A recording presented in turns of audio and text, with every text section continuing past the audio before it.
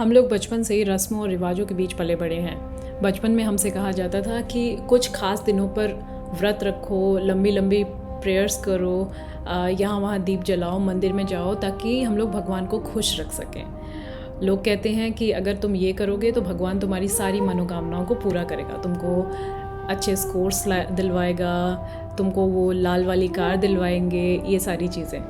और कुछ लोग ये भी कहते हैं कि अगर तुम ये सारे नियम, कुछ तो नियम हैं जो आप मानोगे तो आपको मोक्ष मिलेगा, यानी आपको मुक्ति मिल जाएगी मरने के बाद। लेकिन ये सब सुन के मुझे, एटलीस्ट मुझे, मेरे दिमाग में हमेशा एक ख्याल आता था, क्या सच में भगवान जो अंतर्यामी हैं, जिनको हमारे बारे में सब कुछ पता है, जो सब कुछ जानते हैं, क्या उनको खुश करने के लिए हमें ये सब करना चाहिए? क्या उनको इन सब चीज़ों की ज़रूरत है? जो ब्रह्मांड के रचयिता हैं, भला उनको चढ़ावे और नियमों की ज़रूरत कैसे हो सकती है? और बाय द वे, ये मोक्ष है क्या? वेल, इसको पाने के लिए इतने नियम, इतने स्थान, इतनी विधियाँ क्यों बताई जाती हैं? अब क्या सच में मोक्ष का मतलब यही है कि हमको ये सारी चीज़ें करनी पड़ेगी तभी हमको मोक्ष या फ्रीडम मिलेगी मरने के बाद? तो आज इस वीडियो में हम गहराई से झांकेंगे भगवद गीता में, जो कि कृष्ण का अर्जुन को दिया हुआ एक अनंत ज्ञान है, और हम जानेंगे कि मोक्ष का असली मतलब होता क्या है। इस वीडियो को अंत तक देखिए, क्योंकि हो सकता है इसको देखने के बाद आपको मोक्ष की एक नई परिभाषा समझ में आए और आप उसको एक नए नज़रिए से देखने लग जाएं। तो क्या आप तैयार हैं कुछ भ्रमों को छोड़ने के लिए और सच्चाई को अपनाने के लिए? अब ज़रा सोचिए, अगर मोक्ष ही हमारा अंतिम लक्ष्य है तो फिर कृष्ण ने खुद ही इंसानों की बनाए हुए लगभग हर नियम को किस लिए तोड़ दिया? जब अर्जुन कुरुक्षेत्र में परेशान खड़े थे तो कृष्ण ने उनको ये क्यों नहीं बोला कि अर्जुन ऐसा करो, ये सब छोड़ दो, तुम जंगल में जाओ, 40 साल ध्यान करो? उन्होंने ये सब क्यों नहीं कहा अर्जुन से कि ये सब छोड़ दो, बस प्रार्थना में लीन हो जाओ? इसके बजाय कृष्ण ने अर्जुन से ये बोला कि तुम लड़ो, अपने धर्म का पालन करो, अपने आत्मा और कर्तव्य को निभाओ। अब क्या ये मोक्ष की परिभाषा को पूरी तरह से बदलने वाला विचार नहीं है? मतलब हम कुछ और सोचते हैं, कृष्ण कुछ और बता रहे हैं। तो इन सब में कृष्ण का जो एक संदेश है वो बहुत ही साफ है। मोक्ष भागने का नाम नहीं है। ये जीवन से पलायन करने, गुफाओं में छिपने या रस्मों को चेकलिस्ट की तरह निभाने का नाम नहीं है।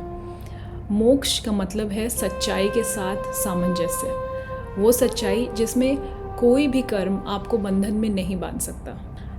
अरे अब थोड़ा ठहरिए और सोचिए, क्या ऐसा कभी हुआ है कि आपने सारे नियमों का पालन किया, जैसे आपने पूजा करी, व्रत रखा, आपने सब कुछ सही किया, फिर भी आपके अंदर एक ऐसे बेचैनी सी महसूस होती है कि कुछ तो और बच गया और कुछ करना था? वेल, ऐसा इसलिए होता है क्योंकि जो नियम वगैरह होते हैं वो आपके शरीर को अनुशासित कर सकते हैं, शरीर को डिसिप्लिन कर सकते हैं, लेकिन आपकी आत्मा को ये नियम वगैरह नहीं जगा सकते हैं। जो रस्में हैं वो आपको बाहर से धार्मिक दिखा सकते हैं, लेकिन अंदर से आप फिर भी थोड़ा सा डर, अपराध बोध या उम्मीदों के कैद में रह सकते हैं। अब इसमें कृष्ण का संदेश ये है कि जो मोक्ष है वो बॉक्स टिक करने में नहीं आता है। मोक्ष तब आता है जब हमारी आत्मा डर से थोड़ा ऊपर उठ जाती है, जब हम ये सवाल पूछना छोड़ देते हैं कि अरे लोग क्या कहेंगे, और हम ये सवाल पूछना शुरू कर देते हैं कि हमारी आत्मा हमसे क्या चाहती है। मोक्ष कोई ऐसी जगह नहीं है जहाँ पे हम मौत के बाद ही पहुँचते हैं। यह एक जीवित अवस्था है, जीते जी आज़ाद होना, यही असली मुक्ति है। अब आप चाहे महल में हो, युद्ध भूमि में हो, मंदिर में हो या अपने घर के लिविंग रूम में हो, अगर आप अपनी आत्मा के मार्ग पर हैं तो आप मुक्त हैं। आपके जीवन का रास्ता आपकी आत्मा आपके पैदा होने से पहले ही तय कर चुकी है, और उसे केवल आप ही तय कर सकते हैं। तो यही एक कारण है कि कृष्ण ने अर्जुन से कहा कि वो अपने धर्म से मुंह न मोड़े। उन्होंने ये नहीं कहा कि जाओ ध्यान लगाओ और समस्याओं से भाग जाओ। उन्होंने कहा कि अपनी आत्मा के युद्ध को लड़ो। अब आप खुद से पूछिए कि हम कितनी बार अपनी आत्मा की पुकार को छोड़ देते हैं। हमारे अंदर से काफ़ी बार आवाज़ आती है कि हमें ये करना चाहिए, वो करना चाहिए, बट हमें वो चीज़ काफ़ी रिस्की लगती है, काफ़ी इनकन्वीनियंट, असुविधाजनक लगती है, तो हम उसको छोड़ देते हैं। कितनी बार हम सुरक्षित रास्ता या बहुत ही जो सेफ़ चॉइस होती है, बहुत कैलकुलेटिव वे में हम उस ईजी चॉइस को चुनते हैं। हम ऐसा इसलिए करते हैं ताकि हम बाहर से धार्मिक, हम सफल दिखें, लेकिन अंदर से हमारा दिल फिर भी थोड़ा सा कैदी जैसा महसूस करता है। अब ऐसे में कृष्ण याद दिलाते हैं कि असली मुक्ति भागने से नहीं मिलती, ये अपने सच को जीने से मिलती है, अब चाहे वो आपको कहीं भी लेके जाए। तो अगर मोक्ष नियमों, मंदिरों या रस्मों से नहीं मिलता तो फिर ये कहाँ मिलेगा? तो इसका जवाब देते हुए कृष्ण कहते हैं कि मंदिर आपका दिल है, गुरु है आपकी आत्मा, शास्त्र है आपका अंतर्ज्ञान और आपकी सबसे बड़ी साधना है प्रेम।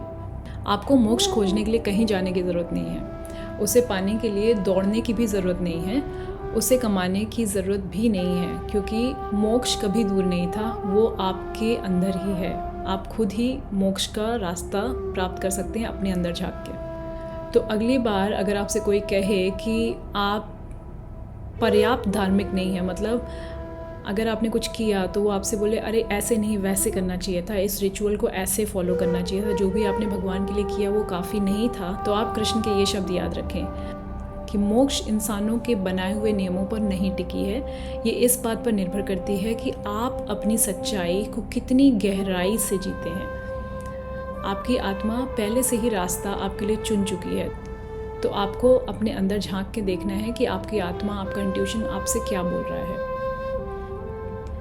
अब अगर ये मैसेज आपके दिल को छू गया हो या फिर आपने कुछ नया सीखा हो, तो इसे उस व्यक्ति के साथ भी शेयर करें जो उम्मीदों की कैद में अभी भी बेचारा फंसा हुआ है। तो आइए मिलकर एक दूसरे को याद दिलाएं कि मोक्ष का रास्ता बाहर नहीं है, हमारे भीतर ही है। और नीचे कमेंट करके बताओ कि आपके लिए मोक्ष का क्या मतलब है। और गीता के ऐसे ही आध्यात्मिक बातों को सीखने के लिए इस चैनल को सब्सक्राइब ज़रूर करें। नमस्ते।